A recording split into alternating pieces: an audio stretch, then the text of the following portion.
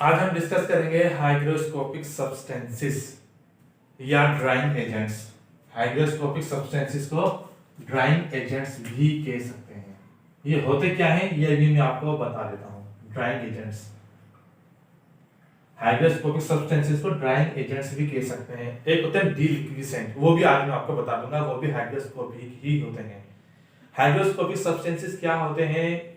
ऐसी सब्सटेंसेस या वो अशिया, सब्सटेंसेस मतलब अशिया या शेड, तो वो अशिया, वो सब्सटेंस या वो सब्सटेंसेस जो मॉइस्चर को एब्जॉर्ब कर लेते हैं।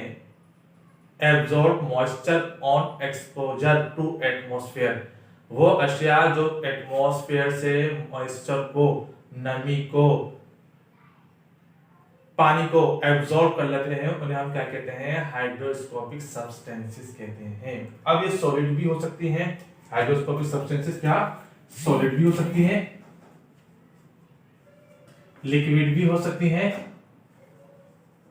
एंड गैसस नहीं हो सकती, गैसेस नहीं हो सकती। सॉलिड हो सकती हैं हाइड्रोस्कोपिक सब्सटेंसेस, लिक्विड हो सकती हैं, गैसेस नहीं हो सकती। ये जरा बुनियादी बात है, इस बात को आप जरा समझिए।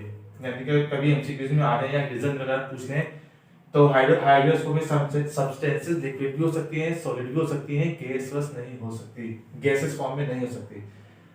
हाइड्रोस्कोपिक सब्सटेंसेस क्या होती हैं? जैसे मैंने ये बताया, ये मॉइस्चर को एब्जॉर्ब कर लेती हैं एटमॉस्फेयर से।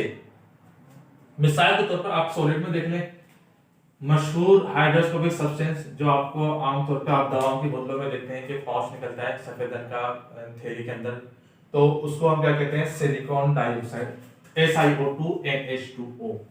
SiO2NH2O ये सिलिका जेल। ये देखिए एमसीक्यूज में आमतौर पे आ जाता है, इसको सिलिका जेल भी कहते हैं, सिलिका जेल।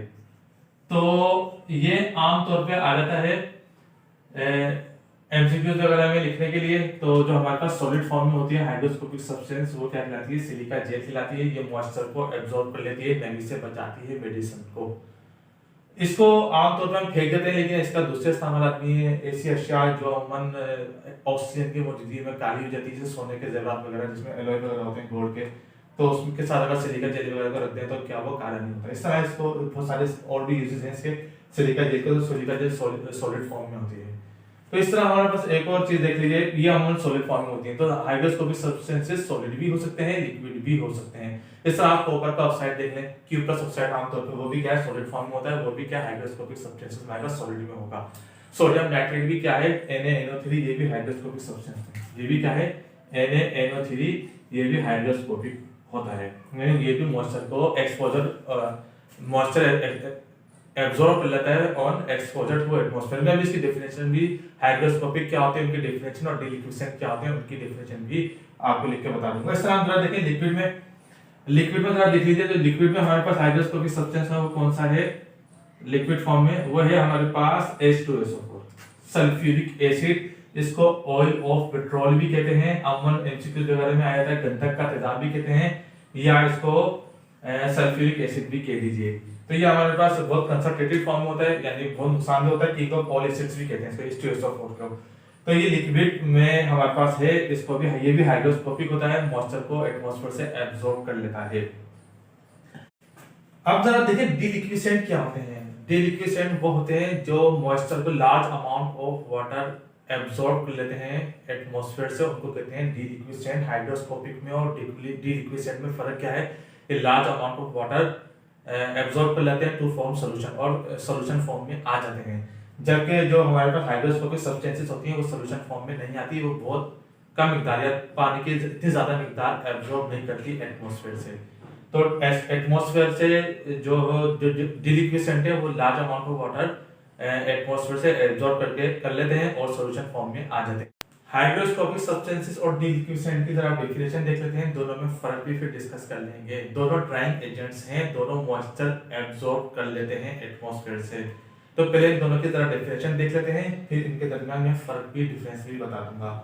तो देखिए हाइड्रोस्कोपिक सब्सटेंस क्या होता है, इसकी तरह डेफिनेशन देखिए, absorb moisture on exposure to atmosphere. जब इनको एटमॉस्फेयर में रखा जाता है, एक्सपोज किया जाता है, तो ये काम क्या करते हैं? मॉइस्चर को, नमी को या आगे बुखारात वगैरह को एब्जॉर्ब कर लेते हैं।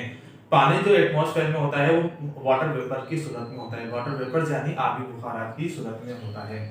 अब जरा देखें डिलिक्विसेंट क्या होते हैं, which absorb large amount of water. देखिए ये मिनिमम अमाउंट ऑफ वाटर, ये लार्ज अमाउंट ऑफ वाटर, ये पहला बुनियादी फर्क है दोनों में। Which absorb large amount of water to form eventually solutions when exposed to atmosphere। जब इनको एटमॉस्फेयर में या सराउंडिंग में इर्द गिर्द में माहौल में रखा जाता है तो काम क्या करते हैं, ये अपने इर्द गिर्द के माहौल से, अपने एनवायरनमेंट से लार्ज अमाउंट ऑफ वाटर को एब्जॉर्ब कर लेते हैं टू फॉर्म सोल्यूशन, और सोल्यूशन फॉर्म में आ जाते हैं। यानी इनकी जो यही दूसरा फर्क है, मिनिमम अमाउंट, ये लार्ज अमाउंट एब्जॉर्ब करते हैं, ये सोल्यूशन फॉर्म में नहीं आते, और ये क्या काम करते हैं, डिलिक्विसेंट सॉल्यूशन फॉर्म में आ जाते हैं। ये दोनों का, और ये तीसरी बात क्या है, ये स्टिकी नहीं होते, चिपचिपे नहीं होते, जबकि डिलिक्विसेंट क्या होते हैं, इतना अमाउंट ऑफ वाटर एब्जॉर्ब करते हैं कि चिपचिपे हो जाते हैं। H2SO4 की मिसाल है। H2SO4 ये ज्यादातर पानी की, बहुत ज्यादा पानी की जो क्वांटिटी है, पानी की मिकदार है, वो अपने अंदर एब्जॉर्ब कर लेता है एटमॉस्फेयर से। तो काम क्या होता है, ये बहुत ज्यादा डायल्यूटेड फॉर्म में आ सकता है, यानी कि अगर कंसंट्रेटेड होगा तो इतना ज्यादा एटमॉस्फेयर को एब्जॉर्ब करेगा कि 3 गुना ज्यादा इसकी जो होगी कंसंट्रेशन कम हो सकती है, यानी कि डायल्यूटेड फॉर्म में हो सकती है। इसका असर 3 गुना कम हो सकता है एटमॉस्फेयर से मॉइस्चर एब्जॉर्ब करके। इस यही वजह कि जहां ये इंडस्ट्रीज में इस्तेमाल होता है, इसको बहुत ज्यादा पैक करके रखा जाता है। हाइड्रोस्कोपिक सब्सटेंसेस की मिसाल में सबसे मशहूर मिसाल H2SO4 यानी सल्फ्यूरिक एसिड की है। यानी सल्फ्यूरिक एसिड गंधक का तेजाब या H2SO4, जिसको ऑयल ऑफ पेट्रोल भी कहते हैं, इतना ज्यादा हाइड्रोस्कोपिक होता है कि अगर हम इसको रखते हैं किसी बीकर में, कंटेनर में रखते हैं, 20 ml हमने किसी कंटेनर में H2SO4 ले लिया। अब ये घंटे बाद या कुछ देर बाद, कुछ घंटों बाद क्या होता है, इतना ज्यादा मॉइस्चर एब्जॉर्ब करता है कि ये 20 ml हम लेंगे तो कुछ देर बाद, कुछ घंटों बाद क्या होगा, ये 63 गुना ज्यादा इसका वॉल्यूम बढ़ जाएगा, 60 ml तक आ सकता है। क्यों? क्योंकि ये बहुत ज्यादा हाइड्रोस्कोपिक है, एटमॉस्फेयर से बहुत ज्यादा क्या होता है, ये मॉइस्चर को एब्जॉर्ब कर सकता है। जहां 20 ml क्या होगा, 60 ml तक हो सकता है। तो इसलिए जो है बहुत सारा डायल्यूटेड भी हो जाएगा, जाहिर सी बात है, इसका वॉल्यूम में इजाफा होगा तो इसकी कंसंट्रेशन कम हो जाएगी, इसकी डायल्यूशन यानी इसमें पानी की मिकदार ज्यादा हो जाएगी। तो H2SO4 की मशहूर हाइड्रोस्कोपिक सब्सटेंसेस या एसिड्स के हवाले से H2SO4 की मशहूर मिसाल है कि H2SO4 बहुत ज्यादा हाइड्रोस्कोपिक होता है। अब देखिए हमारे पास डिलिक्विसेंट और हाइड्रोस्कोपिक में कुछ डिफरेंसेस होंगे, वो भी हम डिस्कस कर लेते हैं। अब डिलिक्विसेंट और हाइड्रोस्कोपिक सब्सटेंसेस में जरा डिफरेंस देख लेते हैं। तो सबसे पहले क्या है, हाई एफिनिटी फॉर वाटर। डिलिक्विसेंट क्या होता है, उनके पास वाटर एब्सॉर्ब करने की सलाहियत बहुत ज्यादा होती है, जैसे मैंने अभी बताया आपको। इनमें क्या होता है, हाइड्रोस्कोपिक में have less affinity for water, इनकी एफिनिटी जो पानी एब्सॉर्ब करने की सलाहियत है वो कम होती है। नंबर 2 देखिए, form aqueous solution bye absorbing water vapour. ये क्या काम करते हैं, एक्वस सॉल्यूशन बना लेते हैं, सॉल्यूशन बना लेते हैं, इतना ज्यादा मॉइस्चर एब्सॉर्ब कर लेते हैं। डोंट फॉर्म सॉल्यूशन, ये क्या काम करता है, सॉल्यूशन नहीं बना सकते। नंबर 3 देखिए, डिलिक्विसेंट सब्सटेंस आर कॉल्ड डेसिकेंट, इन्हें डेसिकेंट्स भी कहते हैं।